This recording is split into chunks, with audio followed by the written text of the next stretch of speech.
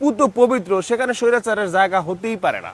এবং এটা যদি বিএনপির হাইকমান্ড থেকে চুপ্পুকে লালন পালন করা, কন্টিনিউস করা, তাহলে সংসদের পরিবেশ তো নষ্ট হবেই। এবং সেটা কোন পর্যায়ে যায় দিন দিন বলা যায় না।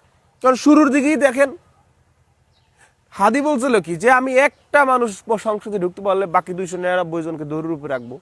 হাসনাত আবদুল্লাহ রিয়াকশন দেখেন, নাহিদ ইসলামের স্লোগান দেখেন। আপনি চুপ্পুকে আগামী দিনগুলোতে চেয়ারে বসায় রাখবেন আর দেশ চলবে, সেটা হবে না। স্বৈরাচার আর দেশপ্রেমিকদের একসাথে চলা এটা সম্ভব না, এটা হয় না, এটা হবে না। এটা বিপ্লবী ছাত্র জনতা, দেশের আম জনতা, ছাত্র জনতা এটা কখনো হইতে দিবে না। তো ওই জায়গা থেকে শুরুতে যেটা বললাম যে বিএনপির ভায়োলেন্সে যাওয়ার কি দরকার। 5ই আগস্টের পরে বিএনপি অনেক জায়গায় চাঁদাবাজি করছে, রিপোর্টেশন আসছে, করুক বা না করুক, যা করে বিএনপির বিরুদ্ধে যায়। এখন এই নির্বাচন হওয়ার পর, নির্বাচনের সময় কিন্তু মানুষ কনফিউশনে ছিল যে জামাত হয়তো হয়েই যাবে, জামাত হয়তো হয়েই যাবে। কিছু জায়গার সিট ইঞ্জিনিয়ারিং করা হয়েছে, এটা আপনি গুলি করেন আর হাসেন আর আপনি যাই বলেন না কেন, এটা আপনার ব্যাপার, আপনি আসতেই পারেন, আপনার দলের জন্য আপনার টান থাকতেই পারে, এটা সবারই থাকে। তো কিছু জায়গায় ইঞ্জিনিয়ারিং করে কাউকে হওয়ানো হয়েছে, হওয়ানো হয় নাই, এটা যারা করছে তারাও স্বীকার করতে পারবে।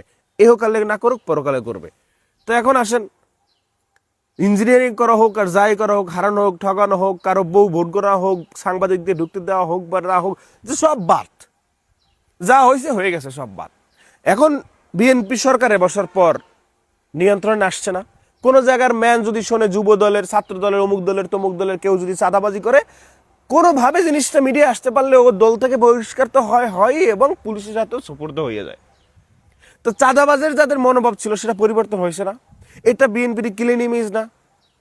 ক্লিন ইমেজ কিনা?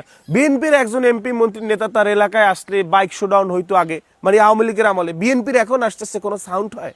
এটা পরিবর্তন না? দাম্ভিকতা নাই? পরিবর্তন না? তো এখন তো বিএনপি তো ভালো করতেছে।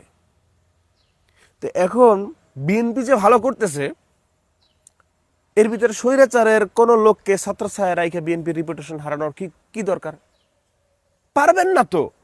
স্বৈরাচারকে সহযোগী নিয়ে আগাইতে পারবেন না, এটা হবে না, হইতে দিবে না, এটা সম্ভব না।